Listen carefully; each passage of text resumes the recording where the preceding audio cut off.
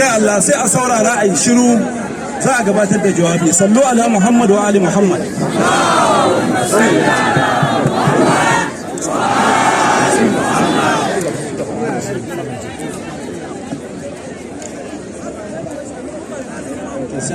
Distinguished senators and members of the National Assembly, police officers, my distinguished brothers and sisters, followers of the oppressed Sheik Ibrahim Zakky, good afternoon. The reason why we are here is nothing but to seek for the total freedom of our leader Sheik Ibrahim Zakky. I'm sure the National Assembly both chambers are fully aware that on the 25th of December, on 15th of December 2015, the Nigerian army, fully armed, went to the residence of our leader Sheik Ibrahim Zakky, killed his children before him, killed more than 1,000 of his followers, some of which were even burned to death. Sheik Zakky and his wife and their children were met in a room, and they opened fire on them. They killed their children before them, 3 of their sons. They shoot his wife before him all over her body. They shoot him all over his body, including his eyes. And they dragged the bleeding body of these oppressed people on top of the corpses of their children. They brought them down to Abuja and kept them without proper medical treatment. A competent court of law here in Abuja has ordered the federal government to free Sheik Zakky and his wife. The court went ahead to say the detention of Sheik Ibrahim Zakky is unconstitutional and it is a total violation of his fundamental right to live, right to speak, right to work, right to, for everything that the government should do, that the government refused. And the government keep on telling the masses that the Sheik has committed no offense, that they are keeping him in what they call protective custody. But shamelessly last year, this government took Sheik Zakky to Kaduna State High Court of Justice and charging him with some unacceptable offenses. The Sheik, not even the gunshot. Till today, there is no positive response from this government. The only response by this government was killing of his followers while protesting for his freedom, seeking for his freedom, despite that High Court has ordered for it. Remember, during the massacre, his elder sister Hajia Fatima, she was 65 years old. She was locked up inside a room by Nigerian army and set off fire until she died, seeking for her.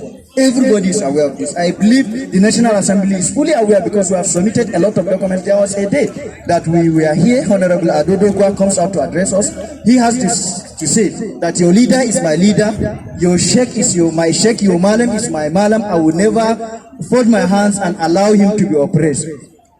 Today is 4 years, not just the shooting. Now, on the late April, a delegation of medical doctors, remember the doctors that were brought by the DSS here in Abuja has been recommending that the government should allow Sheik Zakky to be flown abroad for proper medication because they don't have facilities to handle his case here in Nigeria. This government refused. But later, on the late April, the government allowed his doctors, including foreign doctors, to come and see him under the order of the courts. These doctors, they went to see Sheik Zakky.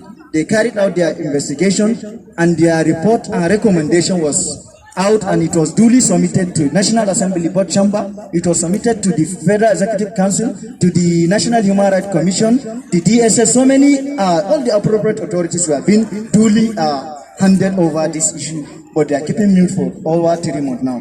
From the result of the test, the doctors has this to say from their investigation that Sheik Zakky's there is lead poison was found in his blood, and according to researchers, any adult whose lead poison level go beyond 10 milligram per deciliter in his body, such a person's life is in a critical situation and is in need of to remove that, and such person's life is in danger.